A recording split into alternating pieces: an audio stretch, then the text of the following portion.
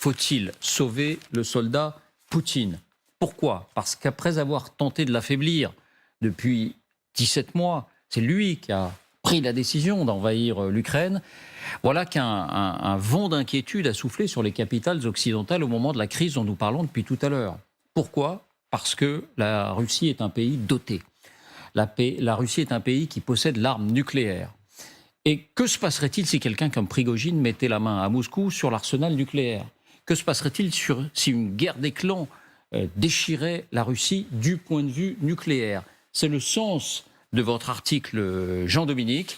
Alors on va d'abord prendre la mesure de ce qui s'est passé exactement, de ce qu'on a senti dans les capitales occidentales, et puis on va poser cette question très directement. Voici les indispensables avec Aurélie Blonde. Bonsoir Aurélie. Bonsoir David, bonsoir à tous.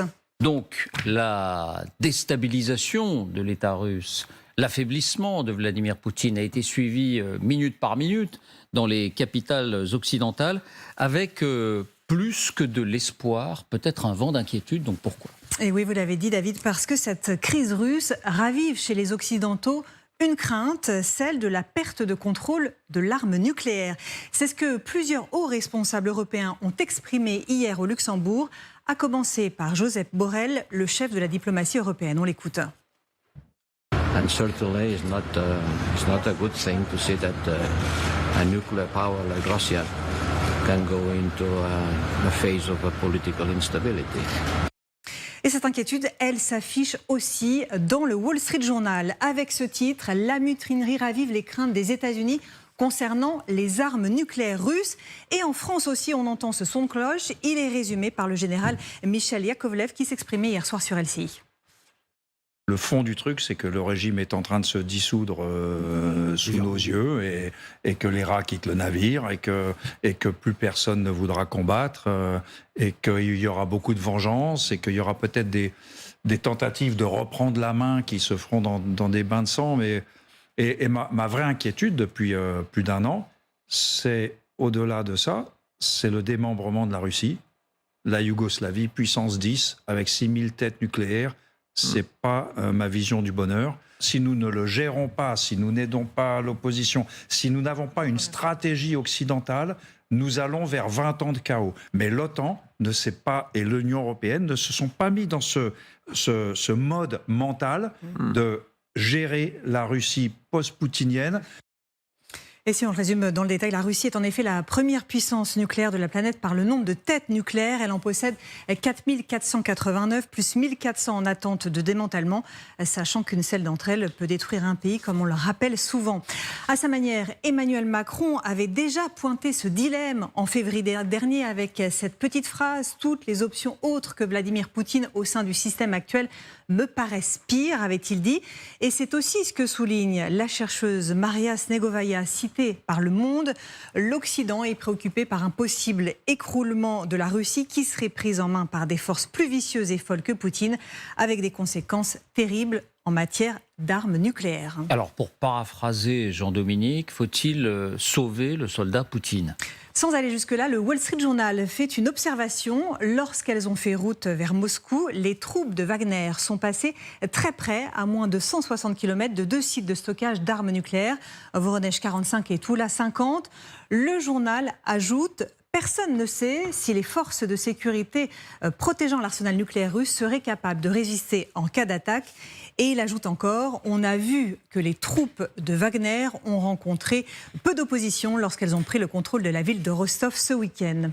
Or, depuis le déclenchement de l'invasion russe, Washington comme Paris ou Londres ont toujours insisté sur une forme de fiabilité du Kremlin en ce qui concerne l'usage du nucléaire. La posture nucléaire au début de la guerre en février 2022, la Russie avait été mise en alerte 2 sur 4. Elle n'est jamais passée au niveau 3. En revanche, quelques signaux faibles ont inquiété ces dernières semaines. Ainsi, Sergueï Karaganov, un éminent analyste russe en politique étrangère proche de Poutine, s'est exprimé dans un article publié dans Russia Global Affairs le 13 juin. Dans cet article, il justifie un recours à l'arme nucléaire préventive par la nécessité de briser la volonté confrontationnelle des alliés et de rétablir la peur de l'Empire russe. Il a été suivi quelques jours plus tard par un autre analyste, Dmitri Trenin, dans un article allant dans le même sens. les observateurs y ont vu un changement d'ambiance sur ces questions en Russie. Voilà, on a noté ça parce que Karaganov, en particulier, c'est pas Medvedev, l'ancien président qui a habitué tout le monde à ses déclarations incendiaires et un peu à l'emporte-pièce sur le nucléaire. Karaganov, c'est quelqu'un de respecté à Moscou, un chercheur, un analyste. Merci beaucoup Aurélie. Jean-Dominique, je me tourne vers vous. Est-ce que vous apportez une réponse à la question que vous posez? Faut-il sauver le soldat Poutine? Oui, j'apporte une réponse. Et ma réponse est non. Pour deux raisons. Parce que je pense que politiquement, ce serait une erreur. Et surtout, et l'essentiel, c'est qu'on ne peut pas le faire. Donc si on ne peut pas le faire, autant ne pas essayer de perdre sa morale, alors qu'on n'en a absolument pas les capacités. Vous voulez dire qu'il est condamné? Je peux dire qu'on n'a absolument aucun moyen d'empêcher ce qu'il se passe aujourd'hui en Russie, c'est-à-dire la fissuration du pouvoir et sans doute son affaiblissement, en tout cas, qu'on a vu samedi. Donc on ne peut pas le faire. Il y a toujours cette illusion qu'on peut intervenir dans l'histoire, changer le cours de l'histoire.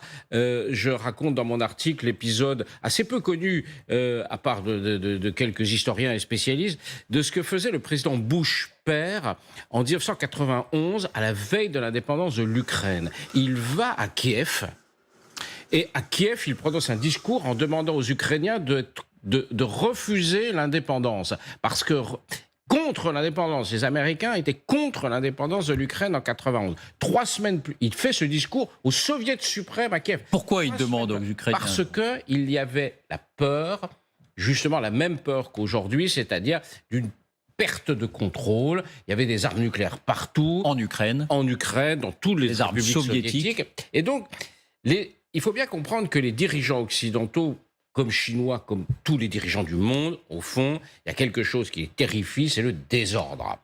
Parce que on est dans un système, effectivement, il y a 6000 têtes nucléaires aujourd'hui en Russie.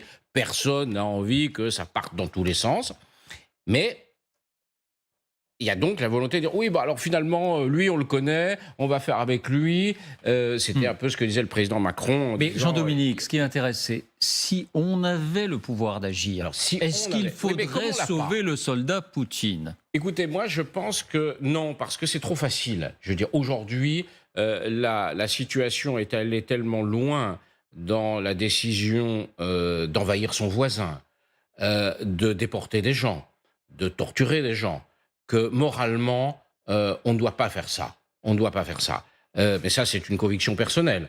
Je pense que les gens qui sont responsables de la destruction du barrage, qui sont responsables simplement de l'invasion d'un pays dont ils étaient signataires d'accords de sécurité avec lui. Il y a un moment, on ne peut plus discuter. Bon. Donc, pour moi, il ne faut pas le faire. Si on pouvait le faire, mais je crois surtout qu'on ne peut pas le faire.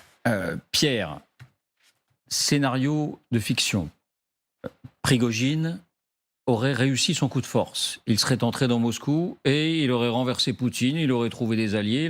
Est-ce que ce serait un danger d'un point de vue nucléaire?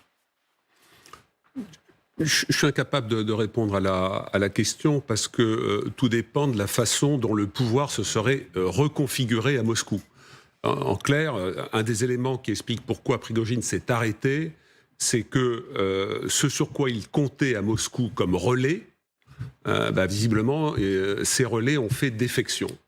Et donc, à mon sens, s'il était parvenu à Moscou, il aurait été contraint, pour remplacer, imaginons que Poutine soit parti quelque part, etc., il aurait fallu reconfigurer une sorte d'ersatz de pouvoir, sachant que Prigojine a des soutiens à son discours, au discours qu'il développe depuis des mois contre la nomenclatura poutinienne, ce que j'ai appelé les hommes d'acajou, tous ceux qui sont planqués dans leur bureau en acajou, etc. Mais il n'est pas aimé, il est quand même considéré comme un ancien truand, comme un tortionnaire. Bon, on dirait que c'est pas un régime qui mégote sur les crimes, mais quand même. Donc, il aurait fallu qu'il compose une sorte de... trouver un carteron de généraux ou un triumvirat avec quelqu'un des services, etc.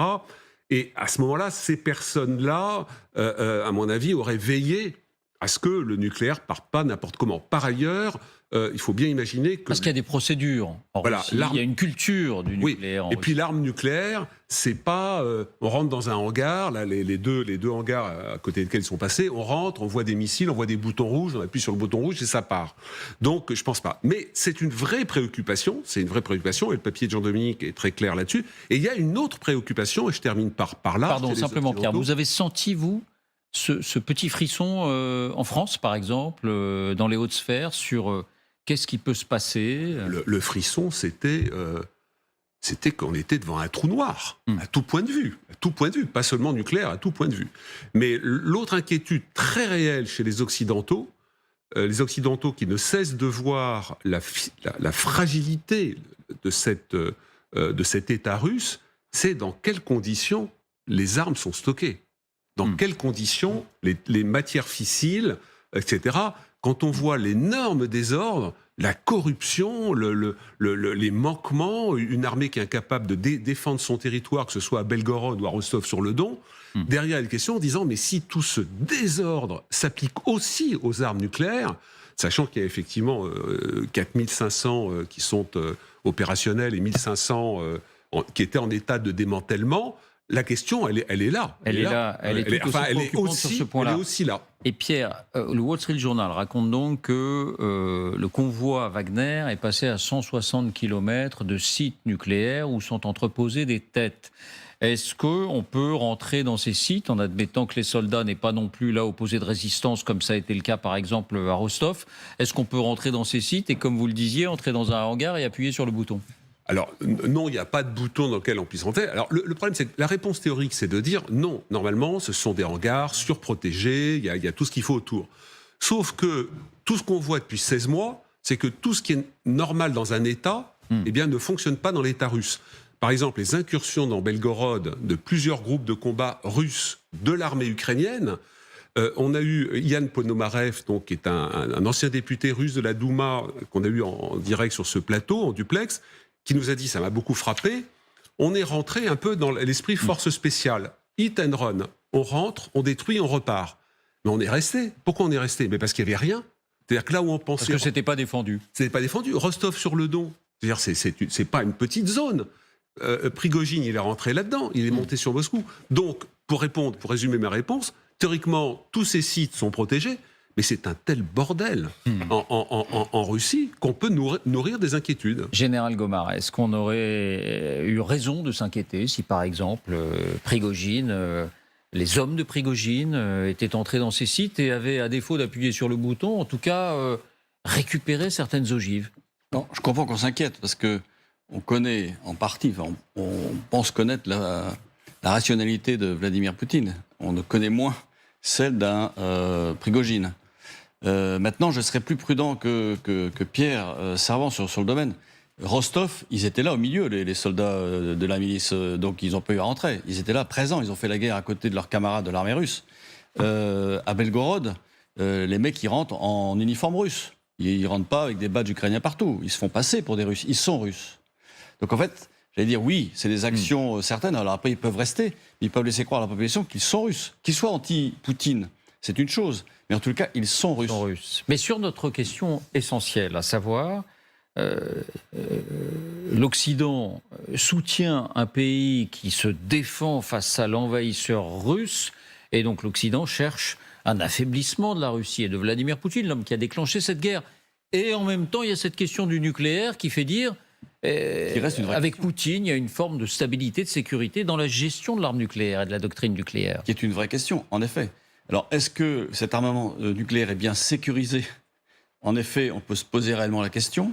Est-ce que, non pas un Prigojine, mais un Dimitri Oudkine arrivant, prenant le pouvoir, par exemple, qu'en ferait-il? Maintenant, il est bien évident qu'il y aurait, et je suis sûr qu'il y en a, des négociations par en dessous, en particulier américaines, prévenant, attention, si jamais vous mettez à vouloir utiliser, on le saura, on le suit ça de très très près, les services de renseignement américains, pour ça, sont très pointus, les services de renseignement français également.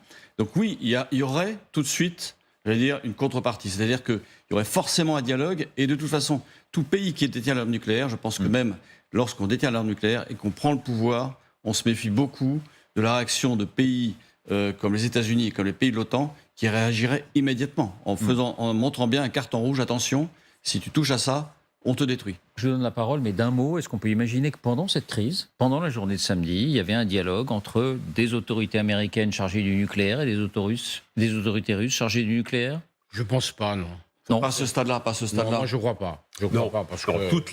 non plus. Toutes les chancelleries occidentales, hein, etc., la position, c'était On attend. Oui. waouh, Oui. waouh, et surtout, on ne donne pas la moindre indication, même en appelant pour dire comment ça va chez vous ce matin, etc.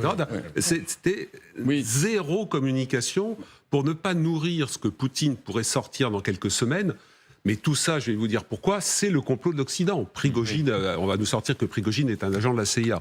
Vera, vous avez un avis là-dessus? Oui, monsieur Prigogine, bien sûr, c'est la prigoginologie. On a beaucoup de différents points de vue sur lui. Donc, moi, je dirais qu'on a discuté autant sur lui depuis ces derniers mois. On a vu beaucoup de ses interventions qui étaient très, je dirais, choquantes, souvent, parce qu'à mon avis, il était presque dans la campagne présidentielle. C'est pourquoi il voulait choquer. Il voulait créer une image, il voulait créer un nouveau projet politique. Vous voulez dire qu'en réalité, c'est un homme raisonable et qui saurait gérer l'arme nucléaire? Si vous lisez bien depuis, par exemple, 2019, ce qu'il écrivait sur sa chaîne Telegram, je l'ai fait pour un documentaire auquel j'ai participé. J'ai relu pendant 2 jours, c'était dur, mais je l'ai fait. Et j'ai vu que c'était quelqu'un qui avait beaucoup d'ambitions politiques et surtout internationales. Il se mettait vraiment, déjà en 2019-2020, au niveau des autres leaders internationaux. Il écrivait les lettres au département d'État aux États-Unis. Il s'adressait à Macron. Il y a des postes consacrés à Macron où il s'adresse à Macron. Donc je crois que même si Prigogine nous a fait peur à cause de ses déclarations qui étaient vraiment, ça faisait peur, il n'était pas très poli, je dirais. Il n'avait pas de limites. L'art de la litote. Voilà. Mais si on compare avec Poutine sur l'arme nucléaire, mais Poutine a déjà menacé plusieurs fois par l'arme nucléaire. On ne sait pas qu'est-ce qui est dans sa tête. C'est assez dangereux ce qui se passe comme là aujourd'hui. Et Poutine s'est engagé dans un conflit où il ne sait pas comment s'en sortir. Donc à ce niveau-là, moi je dirais, peut-être cette idée peut paraître paradoxale, mais Prigogine peut être plus rationnel et plus calme, parce que si, imaginons, je ne souhaite pas du tout ça, c'est très dangereux quand même pour la Russie, pour son développement intérieur, mais s'il prend le pouvoir, il voudrait plutôt construire une image internationale, il voudrait avoir les alliés, et c'est la dernière chose qu'il va faire, c'est utiliser ou même menacer par les armes nucléaires. Un dernier mot rapide et on avance, parce qu'on a des images assez inouïes à vous faire découvrir sur ce qu'est aujourd'hui le travail des soldats ukrainiens. Ce que Vera vient de dire, ça porte un nom, ça s'appelle le pouvoir rationalisateur de l'atome. C'est-à-dire qu'à partir de... C'est dans tous les doctrines, les gens qui ont travaillé sur la doctrine nucléaire le savent, à partir du moment où vous avez une arme nucléaire entre les mains, vous êtes obligé de rationaliser le fait que vous avez quelque chose d'incroyablement puissant. Et donc, l'histoire depuis 1945 nous montre que jusqu'à présent, ça marche quand c'est couplé à la dissuasion. C'est-à-dire quand en face, vous avez quelqu'un qui vous dit « si vous utilisez, n'oubliez pas que moi aussi j'en ai ».